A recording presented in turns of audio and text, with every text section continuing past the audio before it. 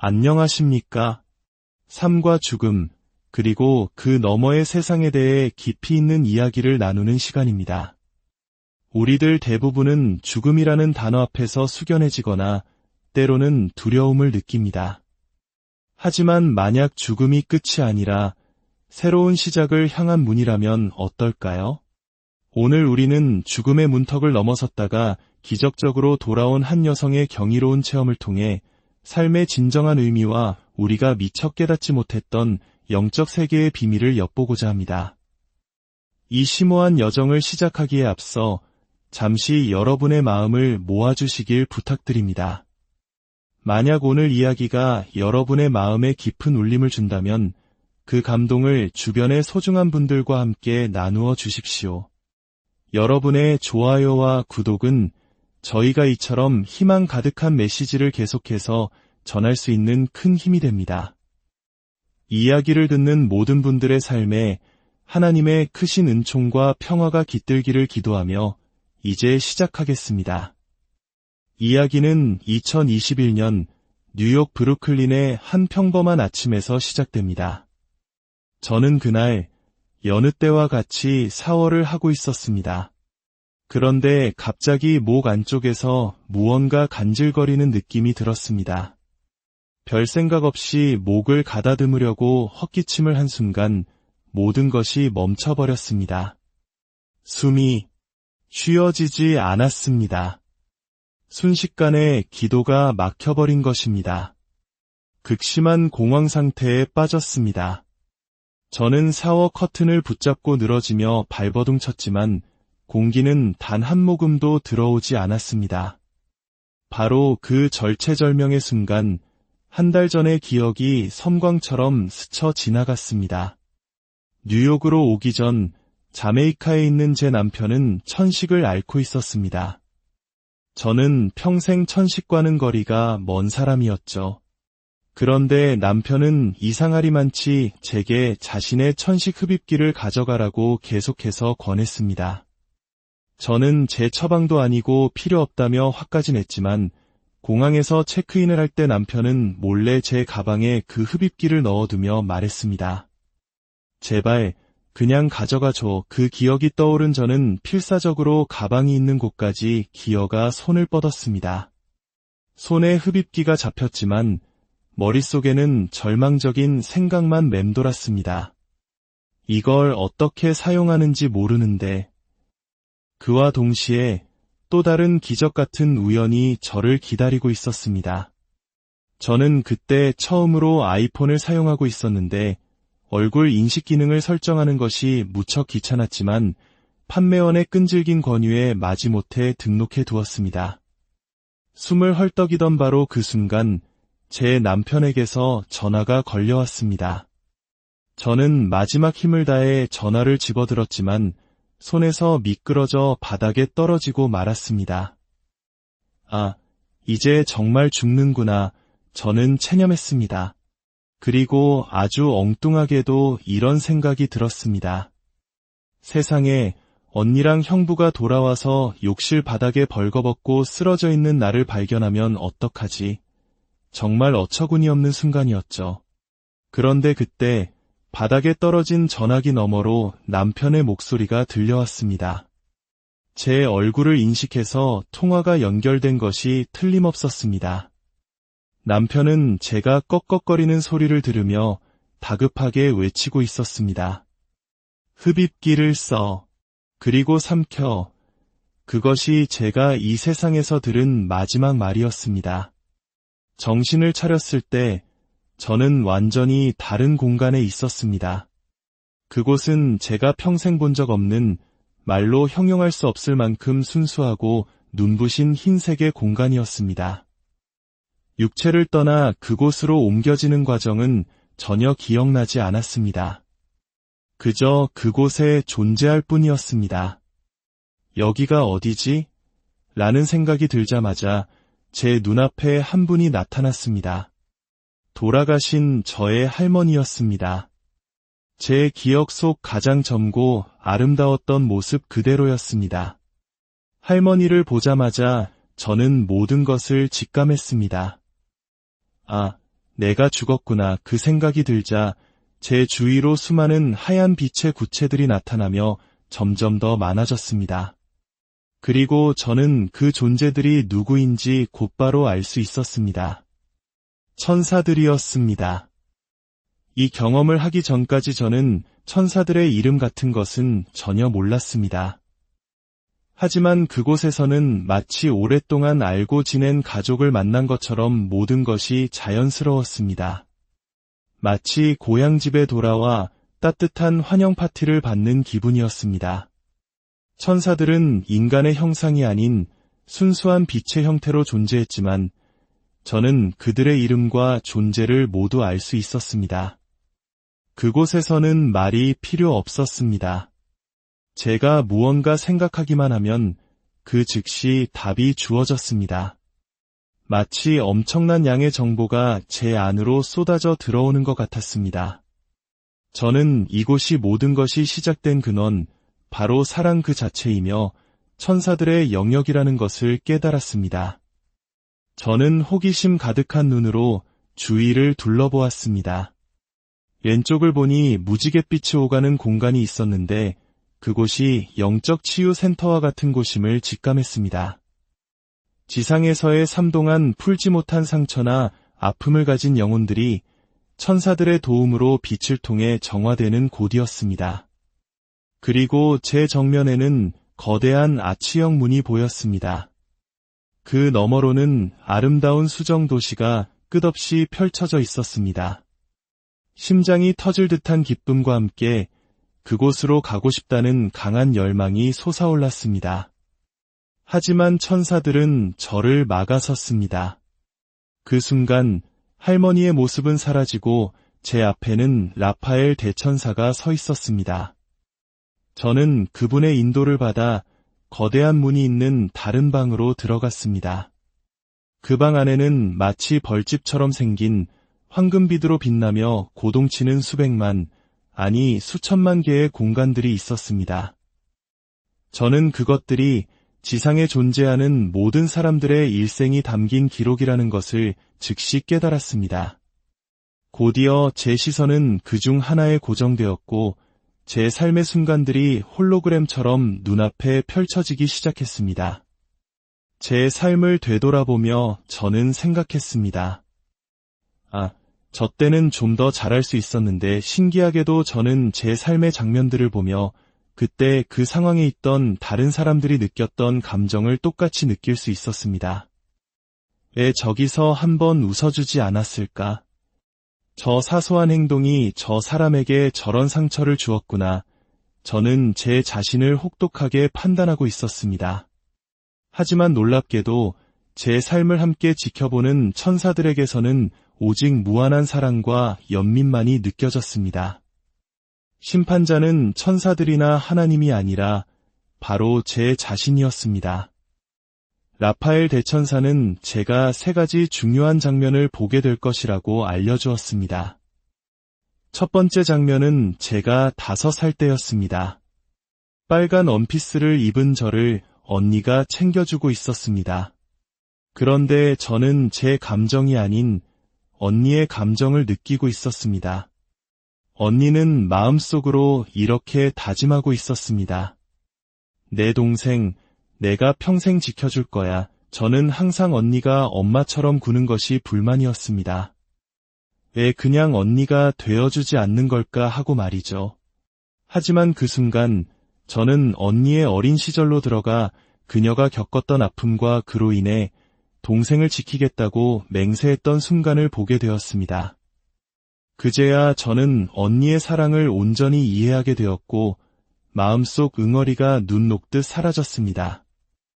이것은 아마도 천사들이 저에게 용서와 이해를 가르쳐주기 위한 배려였을 겁니다. 두 번째 장면은 고등학교 발렌타인데이였습니다. 저를 몹시 좋아했던 한 남학생이 저에게 장미꽃을 건넸지만 저는 친구들 앞에서 매정하게 거절했습니다. 저는 그가 느꼈던 끔찍한 좌절감과 상처를 고스란히 느꼈습니다. 그 작은 행동이 그에게 그렇게 큰 상처를 주었구나. 그 순간 그 남학생의 영혼을 상징하는 아름다운 빛의 구체가 나타났고 저는 진심으로 미안함을 전할 기회를 얻었습니다. 그러자 제 마음은 놀랍도록 가벼워졌습니다. 세 번째 장면은 제가 20대 때 슈퍼마켓에 있었을 때입니다. 제 앞에 있던 한 할머니께서 계산대에서 돈이 모자라 쩔쩔매고 계셨습니다. 저는 조용히 점원에게 제가 대신 계산하겠다고 말했습니다. 할머니는 제 손을 꼭 잡으셨는데 천사들은 제가 할머니의 손을 잡았을 때의 느낌이 아니라 할머니가 제 손을 잡았을 때 저에게 전해진 강력한 에너지, 즉 축복을 느끼게 해주었습니다. 그리고 천사들은 더 놀라운 것을 보여주었습니다. 제가 한 행동이 단순히 식료품 값을 대신 내준 것이 아니었습니다. 그 할머니는 전날 밤 자식들을 먹일 길이 막막하다며 하나님께 간절히 기도했던 것입니다. 저의 작은 선행은 그 할머니에게 하나님은 살아계시며 기도를 들어주신다는 믿음을 확증시켜준 사건이었습니다. 천사들은 제게 하나님을 위한 지상의 발이라는 표현을 들려주었습니다. 그렇습니다. 우리 모두는 하나님의 사랑을 실천하는 지상의 대리인들이었던 것입니다. 그뿐만이 아니었습니다. 그날 저녁 그 식료품으로 옆집에 굶주리던 아이들 3명도 함께 배를 채울 수 있었습니다. 그리고 할머니는 이야기를 자녀들에게 전했고 그 딸은 성장하여 똑같이 어려운 이웃을 돕는 선한 영향력을 이어가고 있었습니다. 제 작은 친절 하나가 이처럼 엄청난 파급 효과를 낳았다는 사실에 저는 전율했습니다. 모든 장면을 본 후 라파엘 대천사는 제게 삶의 가장 중요한 비밀을 알려주었습니다. 거창하고 위대한 업적이 중요한 것이 아니었습니다. 삶의 핵심은 아주 사소한 순간들에 있었습니다. 그분은 두 손을 들어 보이며 말씀하셨습니다.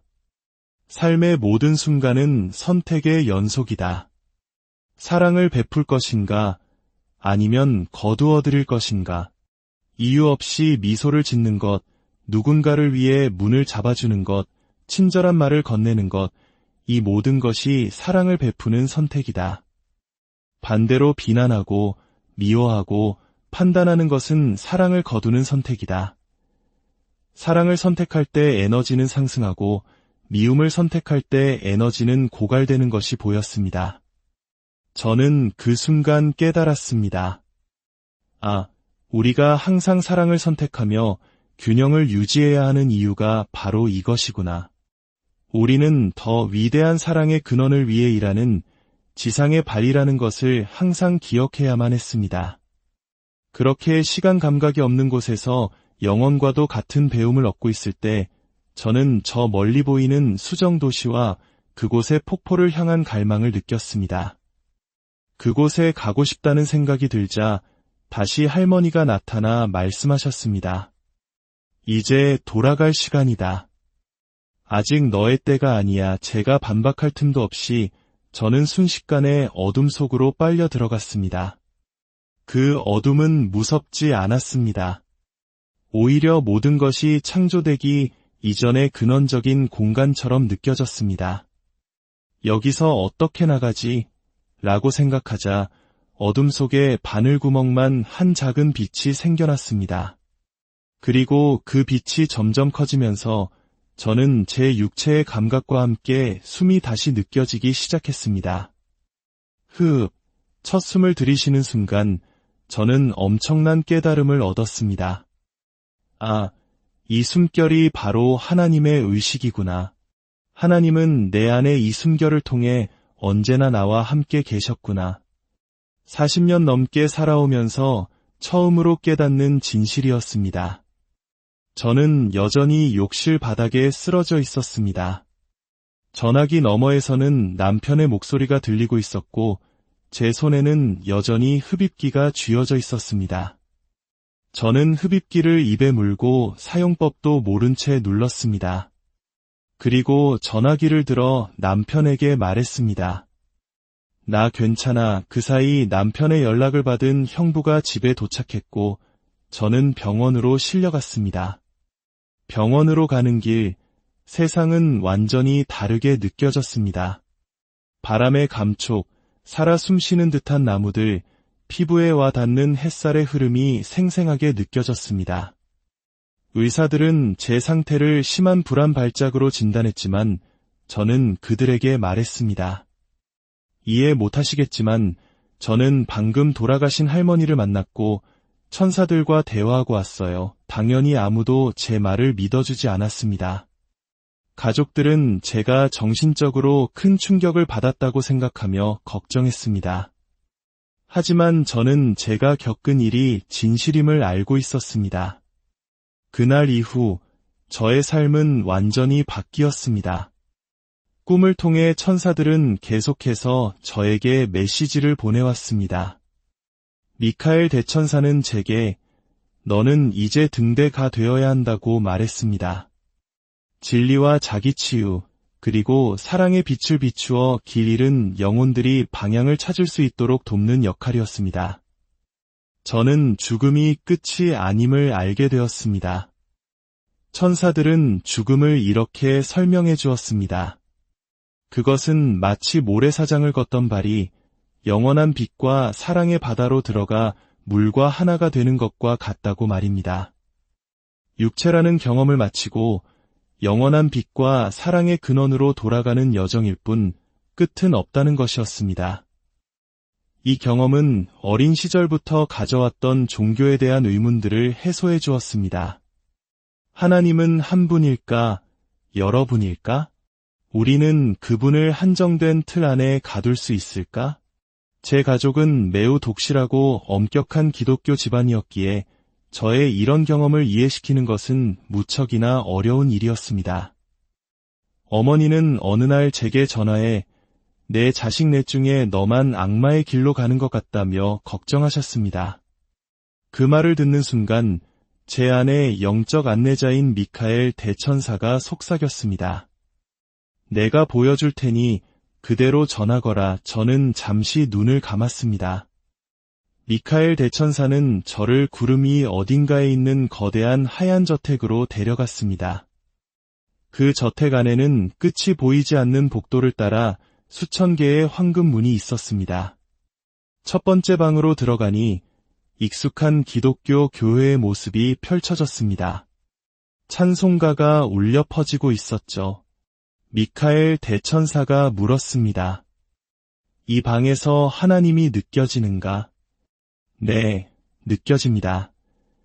다음 방으로 가니 향냄새와 함께 다른 종교의 의식이 행해지고 있었습니다.